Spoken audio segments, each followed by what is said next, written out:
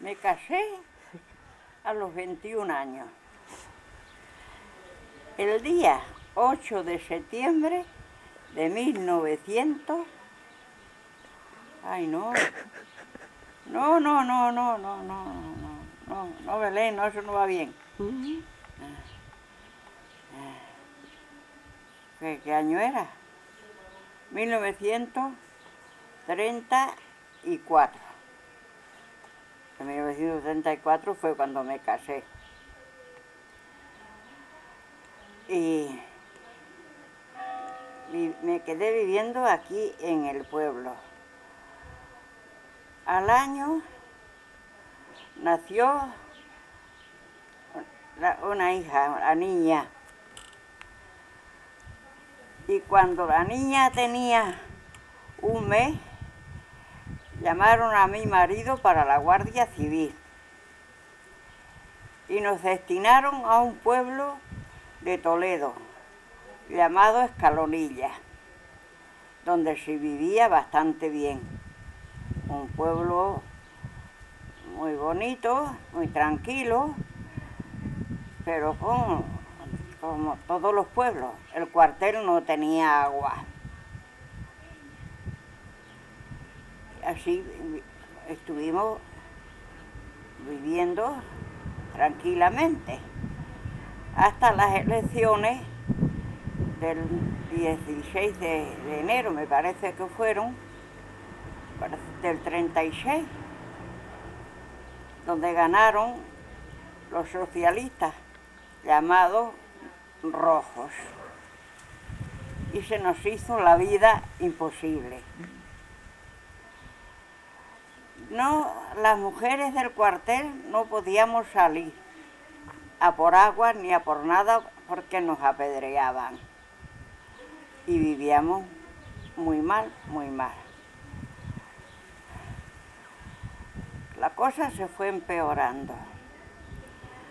El 13 de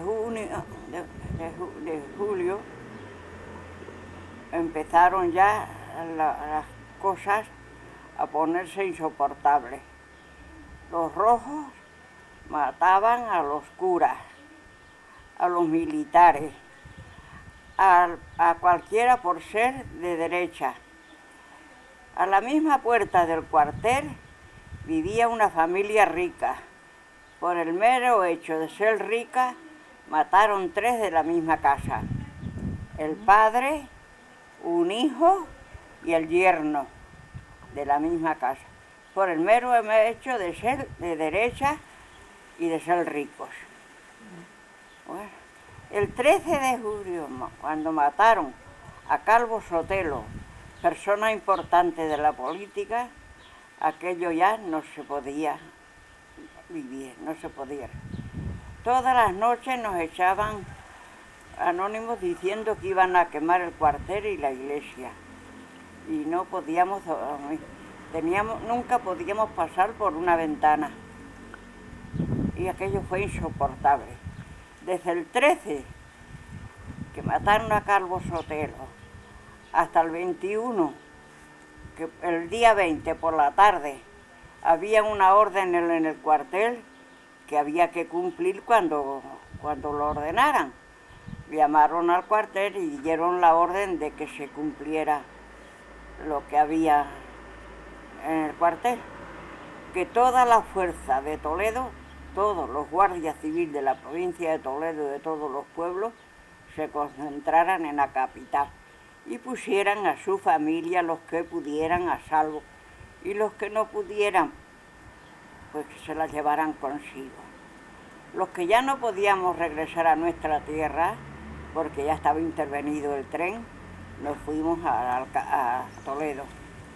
A la 1 de la madrugada nos levantaron, estábamos en una pensión, y a la 1 de la madrugada nos levantaron de la pensión y a toda prisa, sin coger nada de ropa ni de nada, nos fuimos al Alcázar, donde entramos todos a Baruch.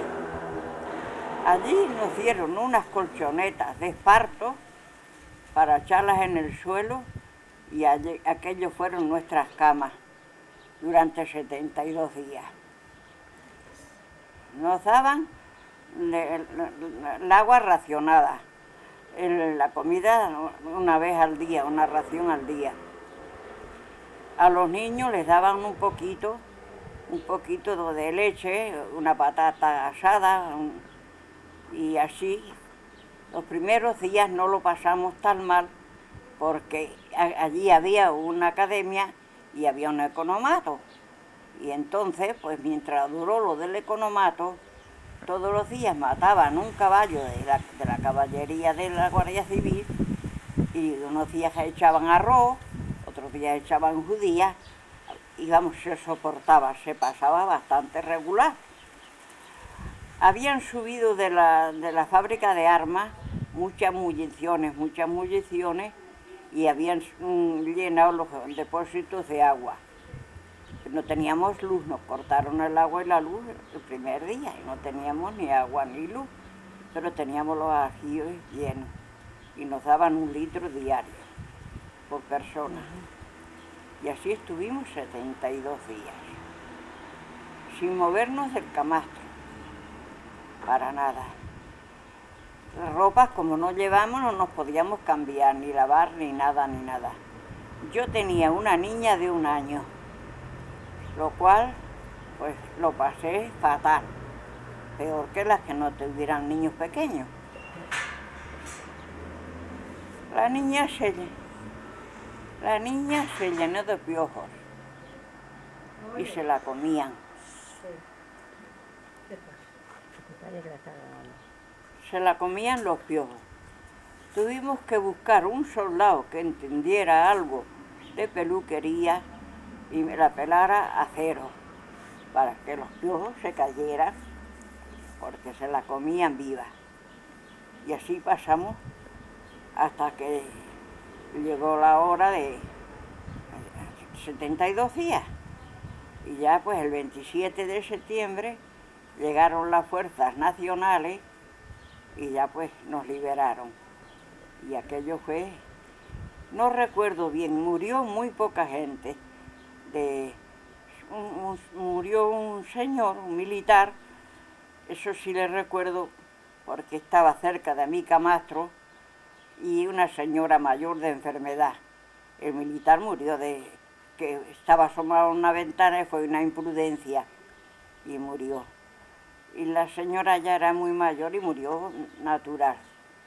Así, cuando entraron las nacionales, todo Toledo se volcó en llevarnos comida y llevarnos ropa y llevarnos cosas. Y cada uno se alojó donde pudo. Los que tenían familiares en casa de los familiares, los que no los alojaron en colegios y en residencias. Y yo tenía una compañera del puesto, una hermana, viviendo en Toledo, y nos fuimos en casa de la hermana. Y allí estuvimos unos días hasta que se recuperó el tránsito y pudimos volver a nuestro pueblo, a nuestra casa. Cuando llegamos a nuestra casa nos encontramos las paredes peladas, sin una sola silla, sin nada. El pueblo se portó muy bien. Toda la gente acudió con ropas y con comida. Los comercios nos llevaron camas y nos llevaron sábanas y nos llevaron de todo. Y volvimos a recuperar nuestra vida normal y corriente. Y ya está, nada de eso, ¿no? Claro. Luego, durante el periodo de la estancia, de estar en el Alcázar, mandaron 2 emisarios. Los rojos mandaron 2 emisarios. Uno se portó muy bien. Dijo que, claro, que si teníamos suerte en que las fuerzas llegaran, pues nos salvaríamos, y si no, pues no nos salvábamos. El otro era un sacerdote por suerte, y amedrentó todo lo que pudo a las mujeres, para que las mujeres nos pusiéramos en el pie de guerra y hiciéramos salir a los maridos, lo cual todas nos negamos. Pero para ser un sacerdote no hizo más que meter miedo a las mujeres.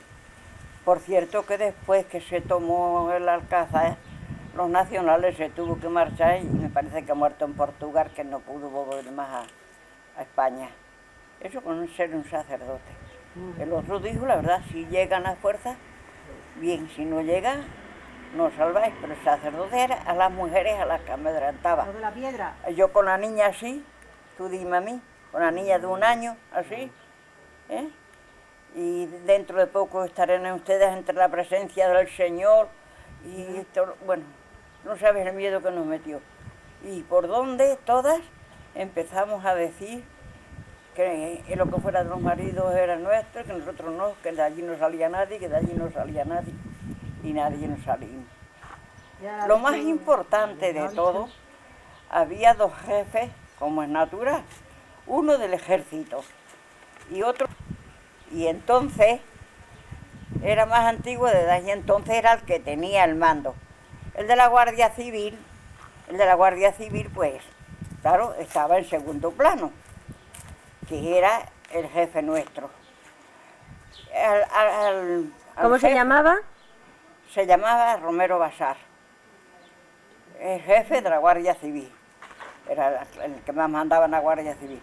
Y el del ejército se llamaba, espérate que más, Moscardó, al cual el gesto más importante de todo. Le llama a un hijo de 15 años y le dice, papá, me tienes secuestrado, si no te rindes me matan. Y el padre le contesta, con qué valor, muere como un valiente, arriba España. Y le mataron al niño, le mataron al hijo. Y así seguían los días, y así se a oscuras, llenos de piojos, la comida faltaba ya, lo del economato se había terminado todo. Todas las noches de noche bajaban unos guardias y estaba el almacén del trigo que daban para la siembra entre 2 fuegos y se subían unos sacos de trigo y eso nos servían de arroz con el caballo que mataban. Pero ya ni iban quedando caballos, ni iba quedando nada, porque claro, todo se iba terminando, todo aquello no se pensó que iba a ser tan largo y aquello se fue alargando, hasta que ya llegó el día 27 de septiembre y entraron las tropas nacionales. Qué alegría tan grande. Ya todo Toledo se volcó y ya cada uno se apañó como pudo. Estuvimos en Toledo en casa de la hermana de la compañera que era del puesto, hasta que volvimos a nuestra casa. Cuando llegamos al pueblo, que era la batalla más fuerte de todas, llegaron los rojos a subir arriba a los escombros, pero como la fuerza de dentro estaba entre los escombros y los otros tenían que subir al descubierto, no pudieron rendir el Alcázar, tuvieron que regresar, porque la fuerza de dentro les hizo regresar. Ellos tenían que subir al descubierto, los otros estaban entre los escombros y lo hicieron regresar. Y ese día de la batalla tan fuerte hirieron a mi marido en la cabeza. Y entonces él pidió permiso para que yo le viera personalmente y no me dijera a nadie, su marido está herido. Bajó con toda la... Yo, mientras la batalla tan fuerte, sabía que tenía que pasar algo, tenían que herirle, tenían que matarle, tenían que hacerle algo. Y todo el rato me llevé rezando diciendo que sean un brazo, que sean una pierna, que sean un brazo, que sean una pierna. Y cuando baja mi marido con toda la cabeza vendada y todo lleno de sangre. Pero la herida no era muy grave y pudo seguir su servicio y volvió a su puesto de servicio. Y así pasaron los días hasta que ya digo, llegó el 27 y la primera persona que conocí, que entró, que yo conociera, era un pariente del pueblo que iba con las tropas, era militar y iba con las tropas. Iba por todos los sótanos preguntando, la familia de Plaza, hasta que claro, me encontró. Y ya habían entrado moros, y habían entrado y llevaban chocolate, llevaban algunas cositas, y se lo quitaban de las manos, pero a mí no me llegaba nada porque yo no tenía fuerzas para nada, con la niña de 1 año, y yo ya estaba tan decaída que ya no podía, y a mí no me tocó nada. Y cuando entró el primo, y como la niña lloraba porque veía a otros que les daban, no traes nada, no traes nada. Salió corriendo a la calle y no se le ocurrió otra cosa que llevarme una sandía. Y un traje de niño precioso para la Conchi. Un trajecito de niño y una sandía, el pobre Gonzalo. Me ofrecía dinero, pero yo no dinero para que lo quería. Y a mí el dinero no me servía para nada. Así que el pobre, con una alegría, madre mía, una de besos que nos dimos, Gonzalo, pobrecillo. Era un cabeza ligera, pero con nosotros fue muy bueno. Bueno, lo que pasa es que el pobrecito, madre mía de mi alma. Abuela, ¿y cuál es la historia de las piedras que pasaron, las piedras de gran tamaño que pasaron por un hueco muy estrecho? En una de las muchas batallas que hubo, entró una piedra por un, ¿cómo se llama eso? ¿Claraboya o...? Una carabola. Que era la piedra más grande que la carabola. Nadie cree que aquello pudiera entrar por allí. Con tan buena suerte que no dio a nadie. Porque a los lados, en todos los pasillos estábamos los camastros tirados en el suelo. Y de allí no nos movíamos. Allí sentaditos, allí ya os cagábamos, allí nos veábamos y allí todo, hija. De noche y te metías para allí para los escombros. No había nada que hacer. No nos podíamos mover. A ver, algunas veces se salía algún soldado, que a los soldados no les hacían nada, algún soldadillo, y les hacían explicar dónde estaban los camastros, dónde estaba la cocina, dónde, claro, las horas de que nos daban el rancho, les hacían cantar, y en ese momento era cuando más atacaban los rojos, ¿sabes?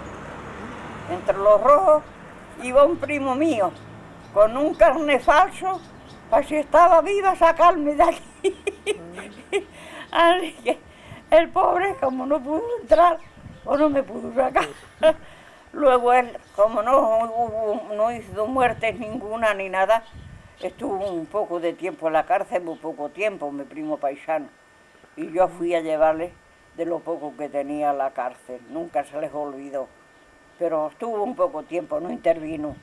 No intervino, y además de no intervenir, él sabía que no podía pasarse a los nacionales, pero tenía un hermano en una zona de Barcelona, y siempre que llamaba al hermano por teléfono le aconsejaba, dice, yo no puedo ir a ver a la tía Basilisa, cuanto que tengas ocasión ves a ver a la tía Basilisa. El otro ya sabía lo que le quería decir, que se pasara a los nacionales, porque el otro era nacional, era de derecha, mi primo Ángel, y no le iban a hacer nada a los nacionales. Él no podía pasarse porque él era muy de izquierda. Y claro, lo inmediato o le liquidan o lo llevan a la cárcel, una de dos. Y él no se podía pasar, pero a su hermano siempre le aconsejaba, cuanto que tengas ocasión, ves a ver a la tía Basilisa. El otro sabía bien que la tía Basilisa estaba en zona nacional, que ya sabía lo que le quería decir. Así pasamos la vida, hija. ¿Qué más quieres? ¿Lo coges todo? Y nos dieron unas colchonetas de esparto, pues las tiramos en el suelo. ¿Por dónde? De casualidad, que tu madre no la ha buscado nunca, y yo ya no me atrevo a ir, si no la tenía que buscar. De casualidad cayó una señora con una niña un poquito mayor que la Concha, unos 14 meses o así. No es que se llevara mucho, 14. Y las dos madres lo que hicimos fue juntar los dos colchonetas, porque claro, el suelo era de cemento y estaba frío. Y juntamos las dos colchonetas, una madre nos acostábamos en una orilla y la otra madre en la otra orilla, y metíamos las dos niñas en el centro. Y las dos niñas convivieron todo el tiempo juntas. Comían con la misma cuchara, bebían del mismo vaso. Y aquella señora, mi marido era guardia pelado. Y aquella señora, su marido, era cabo y hijo de militar. Y tenía la madre consigo. Como la madre había sido señora de militar alto, Pues era una señora de no me toques. Y lo que yo no vi nunca bien, pero eso no está contado, lo que yo no vi nunca bien es que mi marido no se comió ni un solo día su rancho, ni un solo día su rancho, me lo traía a mí para que yo me lo comiera, porque tenía la niña. La niña la daba al pecho como si no sacaba sangre, o agua. Y mi marido no se comió el rancho ni un solo día. Se mantuvo con la cebada de los pesebres de los caballos. Ni un día se Nada comió. más que coger... Y yo tenía 22 años. Y a mí lo que me llamaba mucho la atención, me parecía una cosa rara, es que el marido de aquella señora, que estaban tan juntas, venía y en un plato, al principio, cuando había en el economato comida, y en vez de echar trigo en el caballo, se echaba judías blancas, o se echaba arroz, o cosas, algo del economato. Y con una cuchara sacaba judía por judía a un plato y el trigo en el otro. Las judías se las comía la madre y el trigo la mujer. Y yo aquello para mí era increíble. Y decía, la madre es una señora mayor, pero ¿y esta mujer con una niña de 14 meses, dándole al pecho, que niño muerto? Eso me parece, que se coman su partes iguales, Dios las ampare, ¿no? ¿No te parece eso? He tenido una gana de ir, esta no la pregunta nunca, porque no me acuerdo nada más que del nombre, del padre y del apellido, ¿sabes? A ver qué ha sido de aquella familia. Bueno, ni la madre ni la abuela van a vivir, pero la niña sí tiene que vivir. Y no me acuerdo nada más que del nombre del padre y del apellido. Ya tienen que haber muerto muchos. Se llamaba Gómez. Que ya tienen que haber muerto muchos ya. La abuela, ¿cómo no se va a haber muerto la abuela? Si la abuela hasta ahora tendría 100 y pico pero de años. digo yo que los que han ido cayendo, ya. ¿Tú nunca has preguntado? No. Nunca. Jamás has preguntado tú por una que tiene un año y pico más que tú, que su padre sí era cabo ya, y se llamaba Gómez de apellido. Gómez. Y no has preguntado tú nunca. Nunca. No has preguntado tú nunca. ¿Hubo muchos desertores, abuela? ¿Eh? Desertores. De la Guardia Civil ninguno, ni uno. Ni del Ejército, algún soldadino de los voluntarios. De la Guardia Civil ninguno. Y que yo recuerde solo murió un militar. Y fue por una imprudencia. Se asomó a la ventana por una imprudencia. ¿Y murió? La pobrecita, la mujer, luego no se volvió a mover ni a por el rancho y nada de sus... allí la traía la cucharadita del rancho, aquella mujer pobrecita. Morí su... ¿Y os lanzaban la comida desde los aviones? ¿Eh? ¿Os lanzaban comida desde los aviones? Sí, lanzaban comida, pero la apañaba quien la apañaba, y a mí no me tocó nunca. Claro, tú dime a mí, ¿cómo yo vaya a poder subir algún ratito que aflojaba el fuego, había quien subía a los escombros? Yo no, claro, yo con la niña no iba a subir. Muchachitas jóvenes, había unas que yo creo que se llenó, la concha se llenó más pronto de pie, porque había unas muchachitas jóvenes de unos 14 o 15 años, que claro, esas se movían por los pasillos y se movían por los escombros. Y cuando oían que venía el avión, corrían para abajo otra vez, echando chispas y en paz. Y algunas veces estaban unas bromas pesadillas. Estaban las muchachitas arriba, a lo mejor entre los escombros, porque más, ¿no? Y empezaban, carrión, que la gente de avión, como corrían las muchachas para abajo, que echaban chispas. Algunos ratinos me la quitaron encima. Pero claro, los piojos nos comieron y total no traíamos piojos cuando vinimos. Cuando vinimos a la Oliva nos comíamos los jamones. Se comía hasta los puñados de trigo, Todo. que estaba mi prima Fermina estaba escogiendo trigo para sembrar. Y se comía los puñados de trigo estas, y para qué las prisas. Ay, Dios mío. Escalonilla se portó muy bien cuando... Escalonilla se portó muy bien cuando llegamos. De la moto hicieron una especie de radio y escuchaban, claro, lo escuchaba nada más el que lo tenía, ¿no? Escuchaban cómo iban las noticias, cómo iba el mundo, cuando iban tomando esto, iban tomando lo otro. Luego ya cuando iban porque muchas veces cuando pasa por el castillo de Oropesa, Sí. ya oían decir, ya vienen las tropas por el castillo de Oropesa. Pero eso lo decían luego, hicieron una especie de una sonda, pero lo escuchaban nada más, claro, los que los tenían. Pero luego ellos se encargaban de dar la voz de alarma, ¿sabes? La voz de alarma. Que ya vienen las tropas por el castillo de Oropesa, que ya vienen por tal sitio, Ahí se acabó ya la guerra, que ¿no? ya vienen Por por ahí. cual sitio. Pues que ya llegan las tropas, que ya entran. Cuando mi Gonzalo, la familia de Plaza, la familia de En Plaza. Oropesa tomaron ya Madrid, ¿no? No, En Oropesa no fue. No, no, ¿El castillo ese de Oropesa? en Madrid Oropesa no. no tenía nada que ver.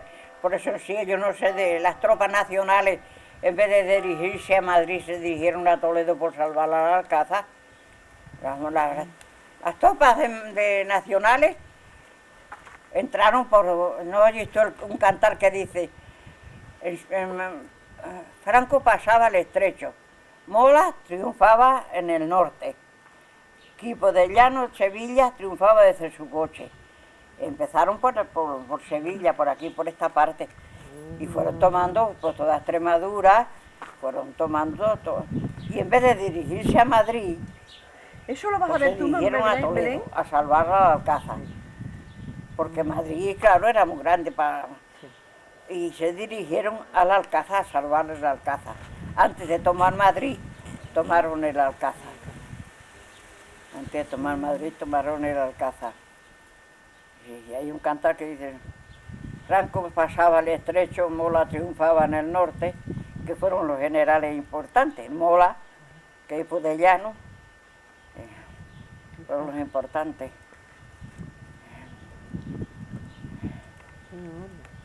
Ya el día que eso se presentó la pasionaria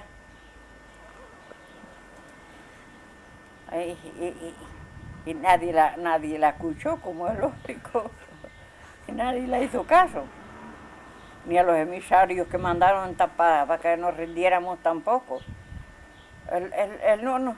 Ahora que también qué esfuerzo tuvo que hacer el pobre de Moscardo, que le llame su hijito, papá, si no te rindes me matan. Muere como un valiente hijo, viva España. Y matar a la Se murió, se mató, le mataron. Pues, también. Ahora no podía hacer otra cosa. No se podía rendir. Coger el mando el nuestro y hacen lo que hicieron. Hicieron una salida los del Alcázar, a ver si podían tomar la capital. Al principio o a mediados, salieron todos los del Alcázar a ver si podían tomar la capital y no pudieron, tuvieron que regresar. Y se llevaron de rehenes al gobernador de Toledo. Y sí, señor, con su familia, estuvo sentado en un camastro como yo y le dieron la ración como a mí, pero no le dieron armas.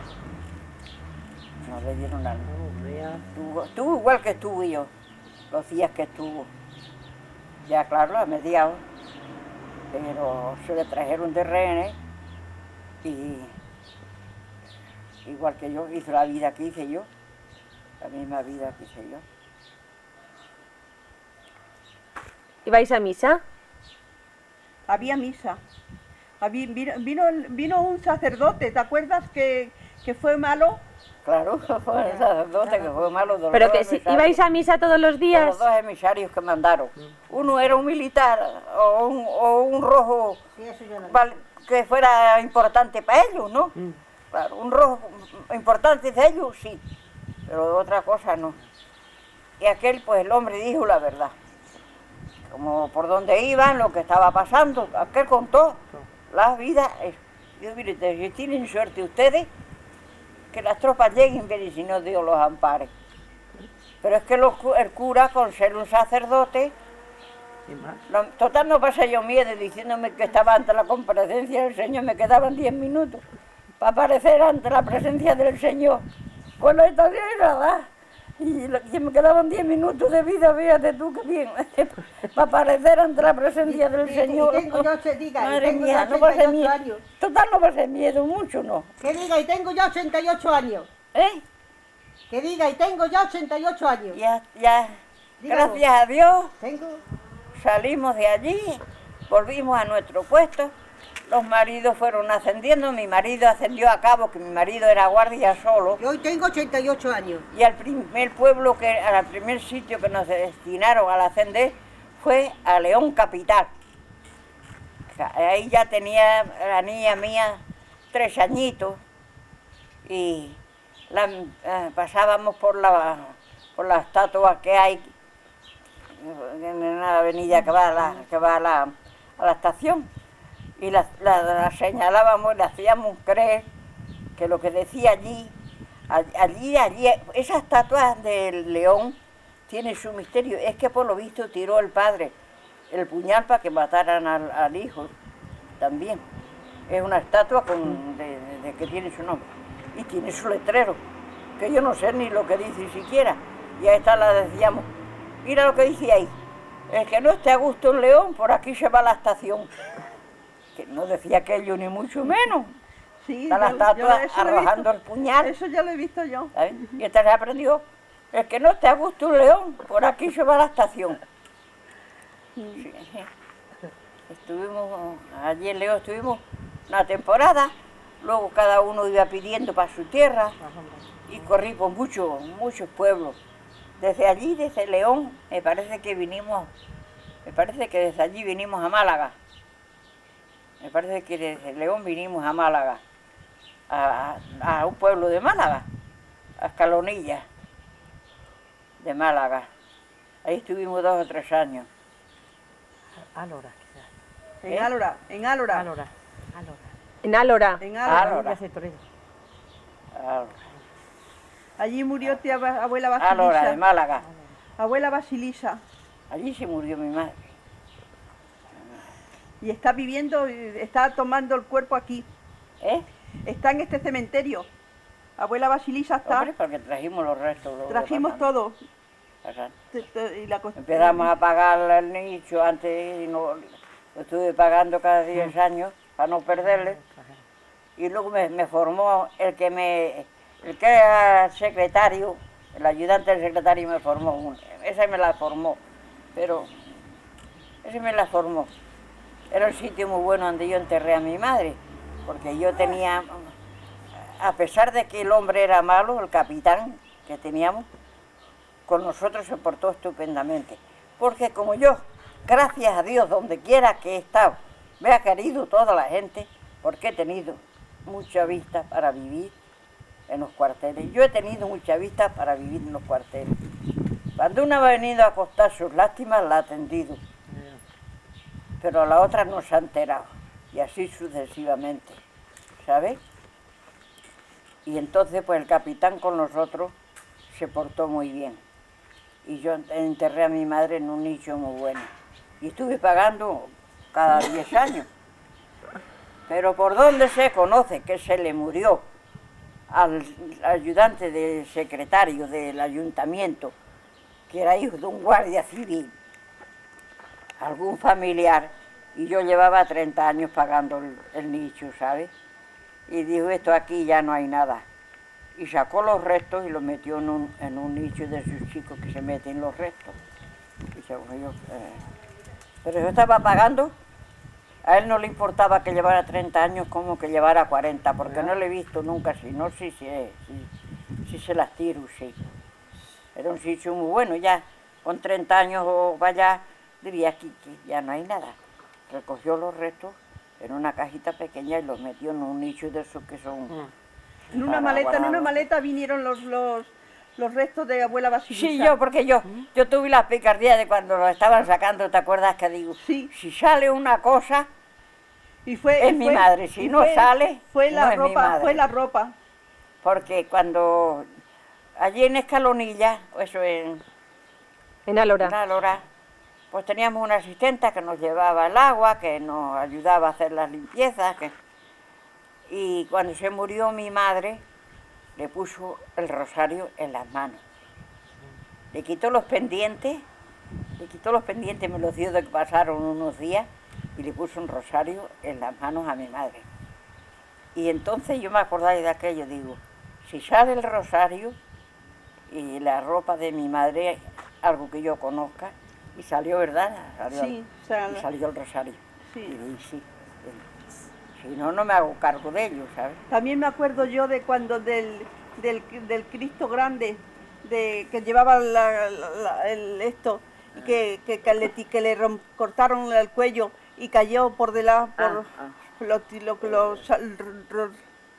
no, hombre, Anda, sí, así. no me digas a mí nada. Conchi, fíjate, en ese pueblo, mira, nació